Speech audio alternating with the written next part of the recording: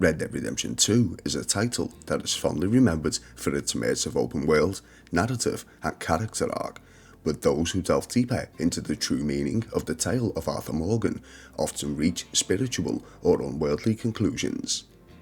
Rockstar Games often place hidden meanings within their titles, seemingly with the intentions of opening up conversations within the gaming community. This makes RDR2 one of the more popular and most discussed open world games when it comes to the talks about what the hidden meanings are behind certain characters, interactions, settings, or in today's case, objects. Keen-eyed players may have noticed during their time in the world that some of the clock faces are different from what you would expect to see. Where the number 11 should lie, the number 13 takes its place, and in one case, the Reutlinger watch, it replaces the number 7.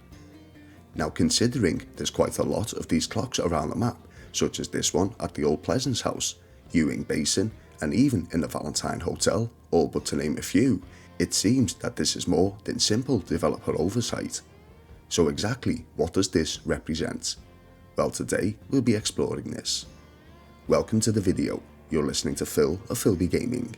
If you enjoy the following, you all know what to do, and if you're new to the channel and haven't subscribed already, please consider doing so. With that being said, let's delay no further and dive into today's video. The 13th Hour Mystery of Red Dead Redemption 2. So before we get into how the number 13 reflects on Arthur's story, let's take a look from around the world of different interpretations of this. The most common interpretation is that the number 13 is unlucky, but in spiritual and mystical traditions it's also regarded as a gateway beyond completion, often referring to the 12 zodiac signs or 12 months of the year.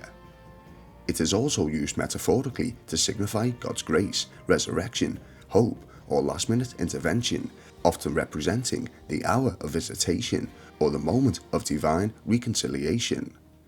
In biblical numerology, 13 is often associated with rebellion, lawlessness, or departure from divine order, but in the context of the 13th hour, it is seen as a transcending force that allows one to rise above earthly or worldly constraints. In more Zen traditions, such as Buddhism, the 13th gate is spoken of, perceived as an inner passage where all rituals and dualities are released, leading to true enlightenment. It signifies a powerful threshold of transformation and rebirth in some other beliefs. It's also perceived to be a sign that one is moving beyond current limitations, such as transcending from one life to the next. But what if we break it down and look at the two numbers separately? In some cultures, spiritually, the number 1 represents manifestation, alignment, and that your thoughts are turning into reality, whilst the number 3 represents support from spirit guides and spiritual growth. 1 and 3 can also represent new beginnings and creativity, respectively. Combining these two is often seen as urging one to use their talents to manifest new desires. In Hebrew mysticism, the numerical value of love, ahava, and oneness, echad, is 13. Thus, it represents the unity between the human and the divine.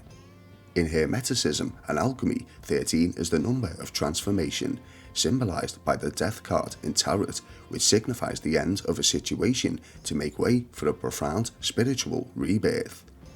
In the angelic representation of these numbers, we have 1313. This is viewed as a message from ascended masters or guardian angels. It serves as a reminder that you are supported through karmic upheavals that are clearing the path for your soul's mission. Spiritually, it is deeply tied to the lunar cycle, as there are 13 full moons in a year. Seeing this is often interpreted as a nudge to reconnect with your intuition and natural rhythms of life, almost finding a balance. The number 13 is often considered to represent closure. But why, in most cases, does it replace the number 11? People use the term the 11th hour often as a representation of a final moment before it's too late.